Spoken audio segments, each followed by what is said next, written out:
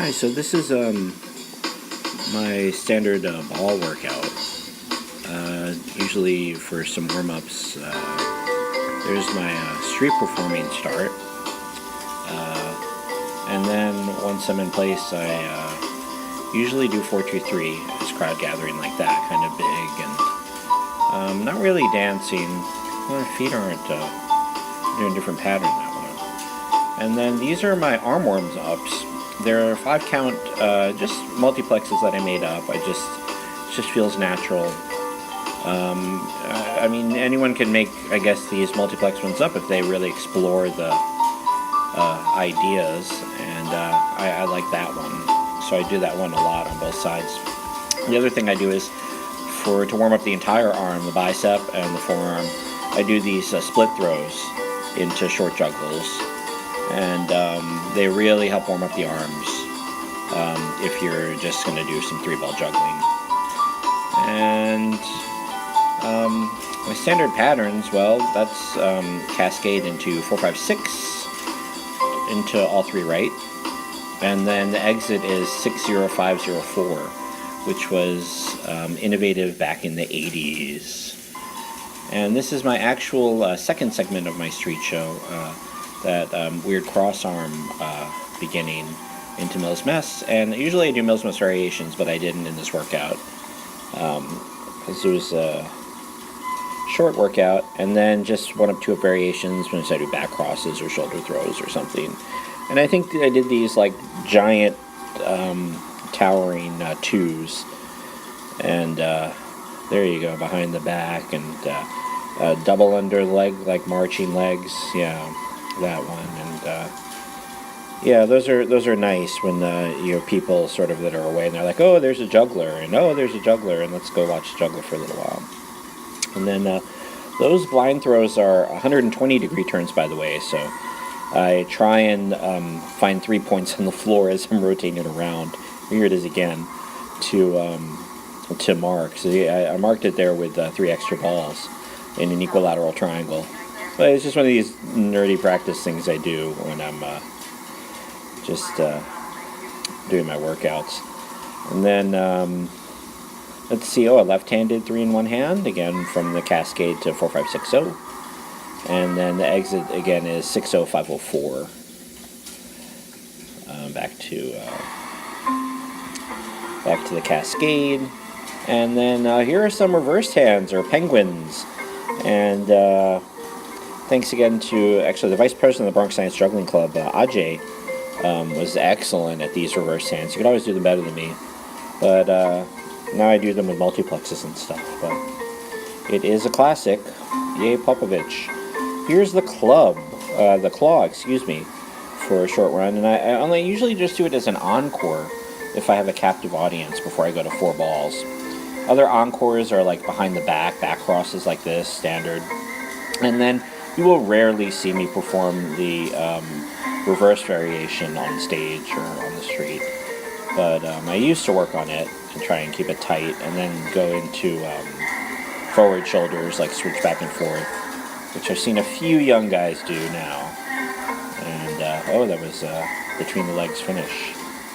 4 balls, there are a lot of new patterns and stuff. I think I'm just showing the basics here in this workout.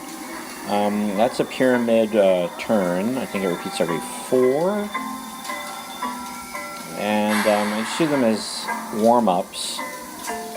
Here's my synchronous routine with 2 and 2, behind the back to start.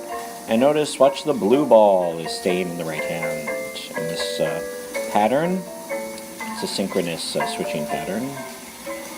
And then that's one that I do in my street show. And the other common street routine that I do is kind of a tour of asynchronous sight swaps that are interesting. Here's 5-3-4, a full tour of that. This was taught to me by Sean Gandini when he was visiting at the seaport and with Kati, and they were touring around the city many years ago. And that was 6-3-3, and here's a shower. And the end. Thank you. And nothing too difficult there. Sometimes I do a tiered shower, but I didn't in that run through. And then also for encores, there's a multiplex start, and then into overhead, and yay. And what's up? And then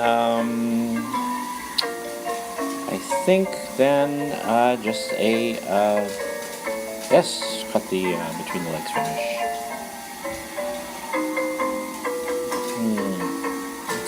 Five balls. Lately, I've been really studying the matrices again, looking for connections between async and sync and multiplex, and watching what other performers do, and looking at the permutations. And the ones that I'm sharing you here with 6x446x, the transitions are the 667 and I think the 757.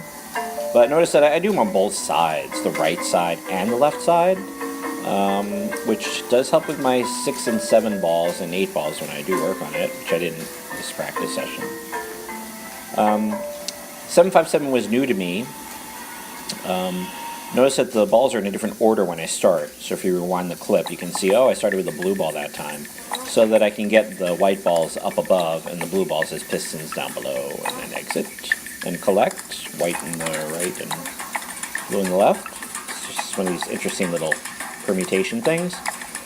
And yeah, it's great with glow balls. I mean, if you have like these rave balls, then you can really show these patterns in different colors and show the orbital subsequences, and that they follow some amazing little paths if you just have one in a different color.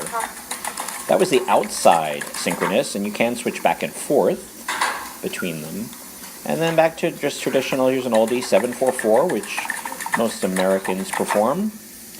And that's a full tour of 10 rounds of 744. Yeah, and back to a cascade. The other thing is, this one was taught to me also in the 80s by Mr. Tony Duncan. This is throw high on the side, and then throw high on the other side, and then you do one hold. I remember when I was learning it. This is way before side swap notation came out. And then here's a traditional 9-1 shower pattern for a few cycles. And there are some nice transitions also with the shower.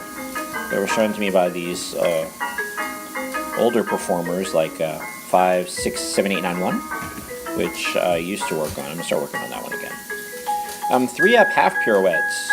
Maybe it should be called like the Gatto half pirouette.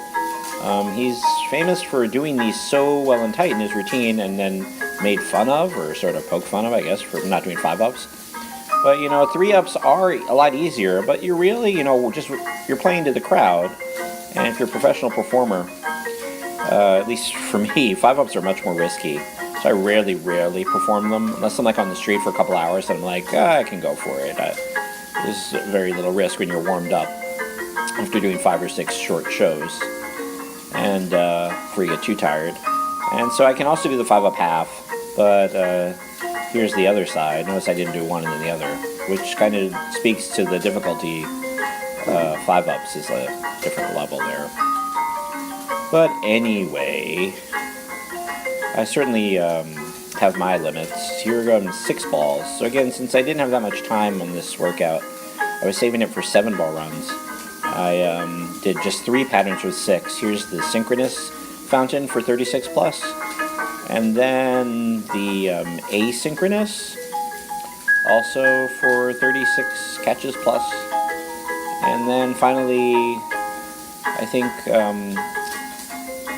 this is probably my best pattern, the half shower, and just a run from of the half shower, right-handed. I do play baseball, basketball, sports, right-handed, even though I am ambidextrous, and so I can get some good runs from the right side. So basically I was saving up for this 7 balls, and it was terrible yesterday. I spent about a half an hour, about 60 or 70 trials. This is my best run with a clean finish. And there's arthritis in my hands. I really have to take care. So more about that later. Thanks for watching. Signing off from Learner Center.